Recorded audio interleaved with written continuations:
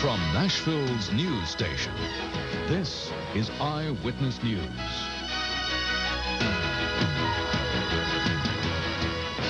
Good evening, everyone. A major Nashville developer today detailed a conversation with Metro Council member Pat Fry. A conversation which raises questions about whether she suggested a business relationship with him in return for her help on a zoning matter. Corinne Russell now joins us live from Mount View School, where a meeting involving Fry will begin in a very few minutes. Corinne? Chris, as we reported earlier this week, a number of concerns have been raised over a number of things that Pat Fry has done since being elected. Now, one of those things is the way she works with developers in this fast-growing area of town. Today, one developer, George Volkert of Southeast Venture Companies, told Eyewitness News that shortly before a council vote on a zoning change for one of his projects, Fry approached him about hiring a janitorial service that she owns to clean some of the office buildings that he owns. Submitted her bid after meeting with our management people. She was not the low bidder for the services, so consequently we did not give her the business. Okay, and then what happened? Then after it was declined, she wanted to come back to us and see what she could work out, because she said that she had a new business, and how was she ever going to be able to get started if somebody didn't give her an opportunity? So I told her that if she was willing to probably take one building and work on the same basis that we have under a present contract, that we would be amenable to try to see what we could work out with her. And then if she did a good job, well, then she would be in a position then to bid again. And then if we felt like she was qualified, we'd recommend her to our partnerships for the various buildings. And what was her response to that? Her response was favorable, and she felt like that would be something that she could work with. She called me back about 2 hours later and said that she felt like we were patronizing her and that she needed business now, and she didn't want to wait around any longer, and that she needed to have my answer on that by 4 o'clock that afternoon. And what was 4 o'clock? Well, 4 o'clock was a deadline that she had, that she was going to be leaving her office to go downtown to the Metropolitan or to the courthouse to get ready for the council meeting that night. To vote on this bill? To vote on this bill. Fry voted in favor of the zoning change, but they never established a business relationship, and Volkert says after that, things seemed to change. Well, when we were not able to successfully work together on that, well, our relationship declined drastically. In fact, on the zoning that we're trying to obtain out there now on the south side of Old Franklin Road, she's been unwilling really to meet with us. We have written her letters, we have called her, and to set up public meetings, which she has not responded to. There has never been a time when I said, you give me a contract and you will get zoning. That was Pat Fry's response to us last week. Now, we understand this meeting about to begin here in a few minutes is about another zoning case in Pat Fry's district. We also understand there have been a number of questions about that other issue today, and hopefully some of those questions will be answered by Pat Fry tonight. Chris? Thanks, Corinne. Brenda? Prosecutors are seeking the death penalty against an 18-year-old Putnam County teenager. Michael Bush is accused of 2 murders that have shocked the community. Larry Britton has the story from Cookeville. It was a trip 18-year-old Michael Dean Bush may have wished he would never have to take. The destination was the Putnam County Courthouse. A young boy, 18 years old. He has no prior record, no prior arrest, never even been in the juvenile court system to my knowledge. But Bush is in big trouble now. He's charged with 2 brutal murders a month apart. One of the murder victims is buried in this grave at the Cookeville Cemetery. 17-year-old Richard Dow was a senior at Cookeville High School. He was well-liked, and like his accused killer, had never before been in any trouble. The other victim was an elderly woman, Jody Lefevre, who was stabbed 42 times at her home during a robbery. In court today, Bush heard a prosecutor tell the judge the state will seek the death penalty in both cases. This would be based on the aggravating circumstances and the way the cases were, methods of the murders. The judge ordered Bush to undergo mental evaluation. His attorney admits that Bush had been treated for mental problems within the past 6 months. I've just recently, within the last day or so, received all of his medical records, and I don't know what the nature of his problems were or the extent of the problems or what exactly he was there for, but I think basically you're correct in that he has been a patient before. No date has been set for Bush's trial. The prosecutor says he will decide which case is strongest and will try that one first sometime next year. Some questions have been answered with the arrest of Michael Bush, but not all. The big question that investigators hope to get answered is, did Michael Bush commit the 2 murders by himself, or was someone else involved? In Cookeville, Larry Brenton, Channel 5, Eyewitness News. It's been 20 years since a death penalty case has been heard in the Putnam County Courthouse. Today, prosecutors announced the death penalty will not only be sought in the Michael Bush case, but in another murder case as well. Donnie Ray Nelson is charged with stabbing Pamela Kennard to death last July at the Cookeville shopping mall. Nelson pled not guilty at today's arraignment, and his trial is set to begin January 30th. Well, Mayor Bill Boner says that Metro now has a blueprint for getting tough on crime, but Tennessee's new criminal sentencing guidelines may put a damper on those efforts. Today, the mayor received a list of recommendations from the people who attended the anti-crime summit he called for earlier this year. Boner said that Metro's first priority is to arrest people who break the law, even though there may not be enough jail cells to house them. A federal judge is reviewing Tennessee's prison overcrowding problems. The mayor hopes that the judge will see the report as an attempt by state and local officials to get their criminal justice system in order. Mayor Boner also plans to be a lot more vocal on another issue, pari-mutuel betting on horse racing. Voters in Davidson County will decide November 8th if a racetrack should be built here. The last time the issue came before the voters, Boner was running for mayor, and he downplayed his opposition to pari-mutuel racing because he didn't want it to become a campaign issue. But this time around, he plans to make his opposition known. As one who has to look at this community and make hard and difficult decisions, I believe when you look at whatever positive aspects pari-mutuel betting can bring to a community, and you look at those negative aspects that it can bring, that I have to clearly tell the people in this community that as its mayor, I'm not in favor of that. In August of last year, Davidson County residents rejected pari-mutuel racing by about 800 votes. Get out those blankets and keep them out. Here's Ron. It's going to be cold tonight. Well, Brenda, we had quite a bit of frost across the area last night, and tonight again there could be some scattered frost because skies have remained clear over Kentucky and Tennessee, and they will be tonight clear with an overnight low dropping down to about 37 degrees. I think once again tonight with some scattered frost, mainly in the outlying areas, especially east of Nashville. And we'll be back after this. I'm Brad Woodard in Memphis. The campaign trail leads Michael Dukakis to West Tennessee. The story next on Eyewitness News. Here's how a York Stellar Plus gas furnace will make you feel good inside. You get constant warmth, moisture-balanced air, high efficiency, low installation costs, and low heating bills. Plus, these York dealers will give you a lifetime warranty on the heat exchangers and free parts and labor for 5 years. Call D.T. McCall & Sons in Carthage, Lafayette, or Cookeville, or Morgan Brothers Electric, your York dealer in Columbia. York makes you feel good inside. Folks, there are over 24,000 new car dealers in America who average about 70 used cars per month. At Rivergate Toyota, we sell almost 300 cars, trucks, and vans each and every month. Right here in Madison, we've become the largest volume used vehicle dealer in Tennessee and number 2 in the entire country by selling late model, low mileage, one local owner, fresh trades, way below market price, and even under the bank's loan value. For a reliable trade at the right price, it's Rivergate Toyota.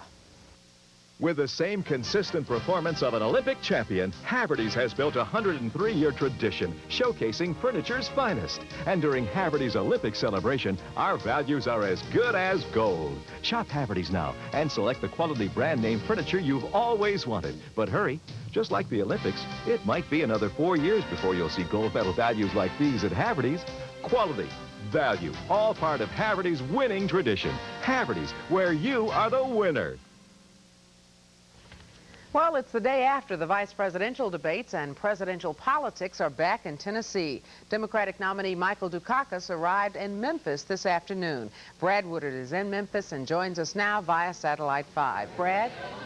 Well, Brenda, Governor Dukakis is expected to arrive here at the State Technical Institute any moment for a visit with students and to tour the facility. As you mentioned, this is a part of a visit that falls on the heels of the vice presidential debate. The polls say Senator Lloyd Bentsen won by a wide margin. It could very well boost the Dukakis campaign.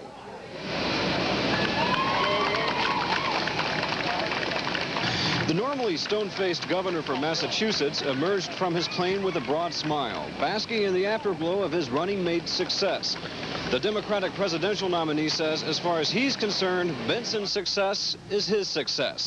And I think the American people last night got a very good look at our nominee, had a chance to compare him against the Republican nominee, and also had a chance to compare how Mike Dukakis makes decisions and how George Bush makes decisions. Now, despite last night's debate, George Bush is still ahead by a small margin. Brenda? Brad, this is a crucial time in the campaign. Why Memphis? Well, the visit to Memphis was no accident. Dukakis came here because political experts have said all along that Tennessee could be a swing state, and Democrats here in Memphis say the city could very well determine which direction the state swings because of the Republicans, the Reagan Democrats here, and as well as the black voters. Okay, thanks for your report, Brad. Chris? Well, Republican nominee George Bush is making a campaign promise involving one of the most ambitious and controversial projects in the nation's history. It's the Super Collider project, and Bush says he will try to keep it out of Texas. A four-county area in Tennessee is also in the running for the $4.4 billion atom smasher. The state will make its final pitch for the project tomorrow in Washington. 6 states are in the running for the Super Collider. It's called the worst consumer crime in Tennessee, and today on Capitol Hill, victims cried out for help. The crime is odometer tampering, rolling back the mileage on a used car to make it more attractive to buyers. More than 20,000 complaints have poured into the State Consumer Protection Office in the last 5 years. Now lawmakers are looking at ways to strengthen the enforcement effort, especially against wholesale auction houses. That could mean more investigators and tougher penalties. A Hartsville couple found out their used car had been rolled back 30,000 miles. I have no alternative but to keep that car running until I can get restitution. And who knows how long it's going to take. Those 20,000 people, we live with them every day. They're not just numbers, they're real people to us. As consumers should demand the complete owner history on a used car before buying. Well, fall weather is really here, but I have to turn on the heat. Yeah, I know it. But it may be warming up. We hope. Well, we can always hope. We'll find out for sure, though, because Ron will be along with the weather coming up next.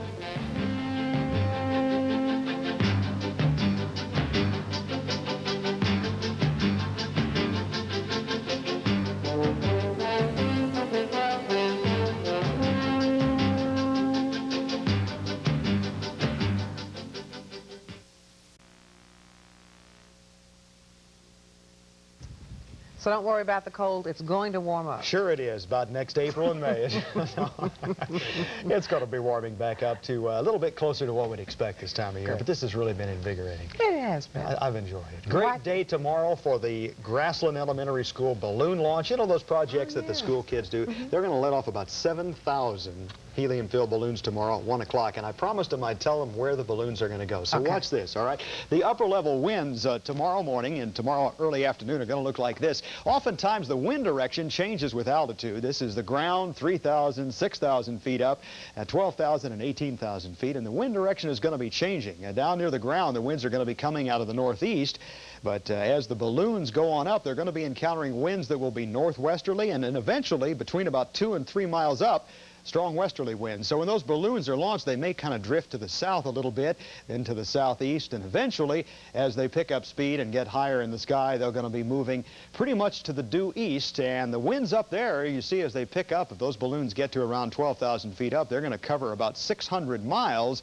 in one day. So I think they're going to be moving on those upper-level wind currents right on to the east. Some of them may be found over in East Tennessee. Other balloons may be found over into the Carolinas. Neat little project that tells us a lot about the upper-level winds. The balloons are pretty, and it's going to be quite a sight tomorrow at 1 o'clock. Let's take a look at the Weather Watchers Network, and those upper-level winds have been bringing us in some rather chilly air. 32 Reported by Larry Lancaster, our weather watcher down at Centerville this morning, and many of the weather watchers reporting at least scattered frost and in some cases a general heavy frost. And I want to show you another byproduct of those chilly temperatures in just a minute. Here's a look at our last 24 hours at Nashville International. 65 the high, 39 the low, and no precipitation. And right now in Nashville it's 60 degrees. The relative humidity is 41%. Northeasterly winds at 9 and the pressure is 30.37 and steady. And here's the good byproduct, I guess. Look at the pollen count. After many days in the heavy and moderate category, it has now dropped significantly, and it looks like the frost has had some effect on the pollen count. Sunset at 6:22 and sunrise at 6:46. All right, let's take a look at the satellite pictures. And as you can see, we're still being dominated by those upper-level winds coming out of the west and northwest, bringing in reinforcing that cool weather pattern. This big high-pressure ridge over the eastern U.S. has been keeping this area of rain and clouds over the central plains back to the west. Now, we've had rain for 5 weekends in a row. You might make the assumption that that's going to come right on in for the weekend, but right now, risky as this may seem, it looks like that rain is going to stay back to the west and dissipate, and it's not going to rain this weekend. Did he say that? Must not be feeling well. Let's take a look at the radar now, and you'll see those showers out to the west of us, but they really haven't been moving at all. Dry air over Tennessee and Kentucky. Current temperatures in the upper 50s to low 60s across our area, and if you look a little bit further north, 54 up in Cincinnati, but 70 down at Jackson, Mississippi. It's 44 in Sault Ste. Marie, Michigan this hour, 38 at Caribou, Maine, 72 down in New Orleans, and 82 back at El Paso, Texas, 99 this hour at Phoenix. Let's take a look at tonight's lows. We'll be down again into the 30s across most of Tennessee, only in the low 40s in West Tennessee. Tomorrow's highs into the mid-60s. Again, a very nice day. The weather maps look like this. We're looking at a big, sprawling high-pressure ridge, Canadian high, typical October weather pattern over southern Wisconsin. And watch that high just kind of elongate and strengthen over the next couple of days, keeping these rain showers back to the west. It looks like ensuring a good football weekend over all the southeast, and slowly moderating temperatures. Here's the forecast then for tonight. Clear with some scattered frost again possible, especially in areas east of Nashville, down in the hollers. Low of about 37, northeasterly winds at 5. Tomorrow, a sunny day, a blue ribbon day, high of 67, 41 tomorrow night's low.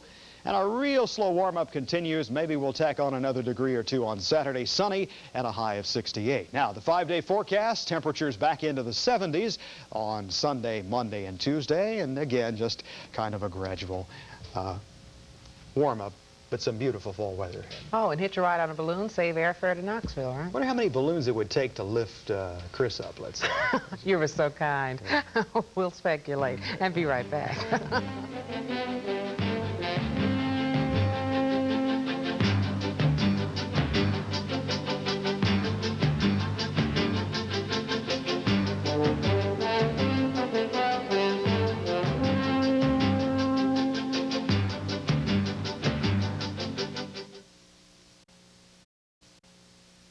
What's so special about Wendy's new Bacon Swiss Burger?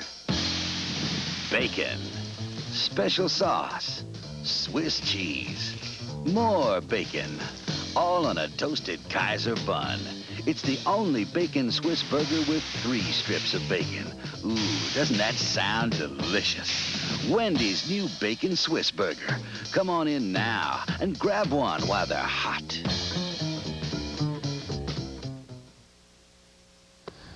Okay, here's Hope now with some playoff action. Major playoff action. Okay. You know, things you say can come back to haunt you sometime. You realize, you understand that what that means, in my don't career that has happened, yes. Exactly. Well, it happened to the New York Mets last night. Did it really? Guy who's writing a newspaper article.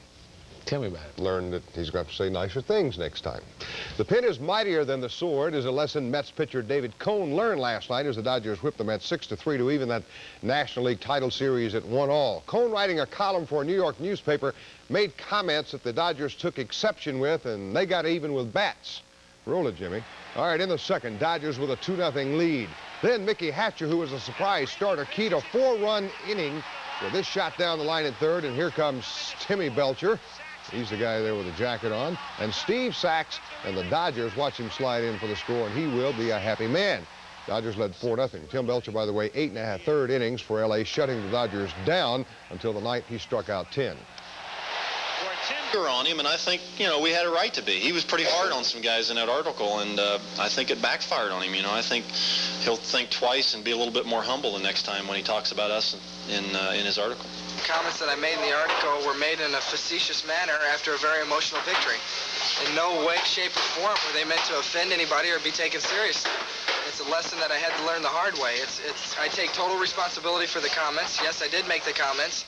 There's an honest guy, but you got to believe the tone of those articles will change.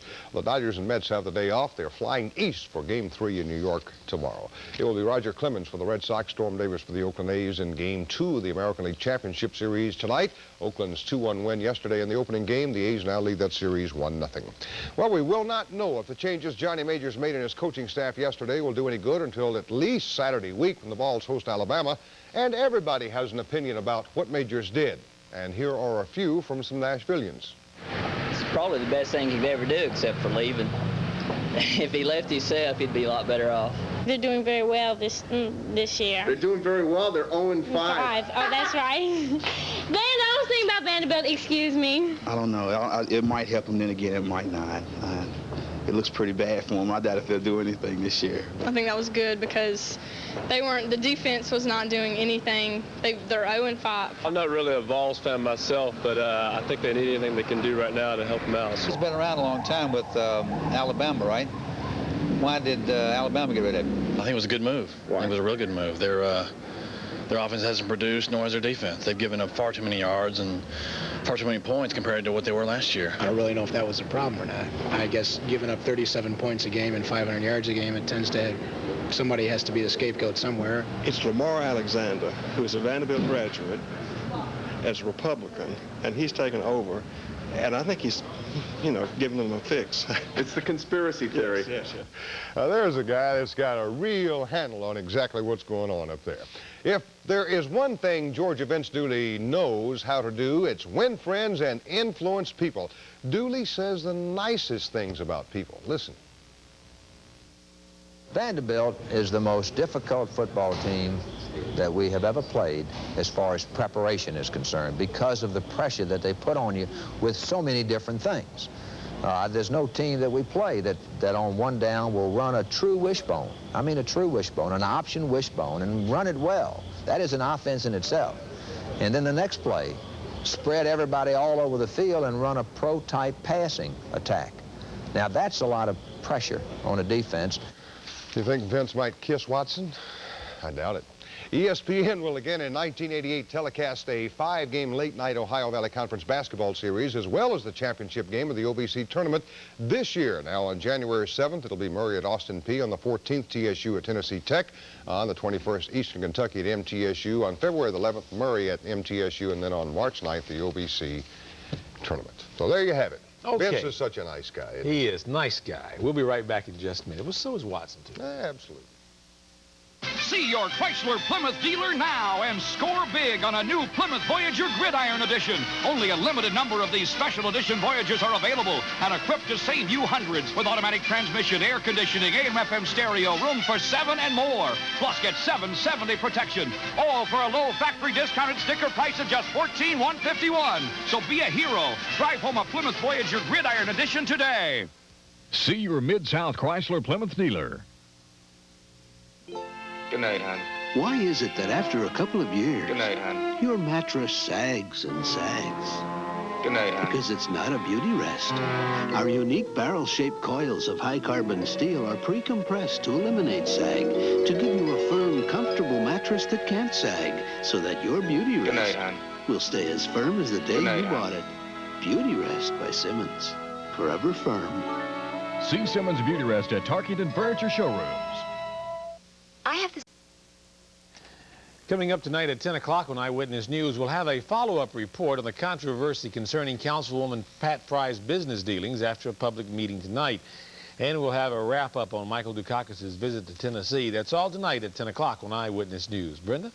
Tennessee's National Park may soon be ablaze with color, compliments of Mother Nature's recent cold snap. Park officials in the Great Smoky Mountains say the cool, dry, and clear days this week have already created some brilliant russets and golds. But the best is yet to come when the peak colors arrive later this month. And nature lovers are wasting no time heading for the mountains for the glimpse of autumn splendor. Hotels in Gatlinburg are already booked for the middle 2 weekends in October. And as we leave you tonight, we'd like to leave you with an autumn preview of things to come. 4-hour drive.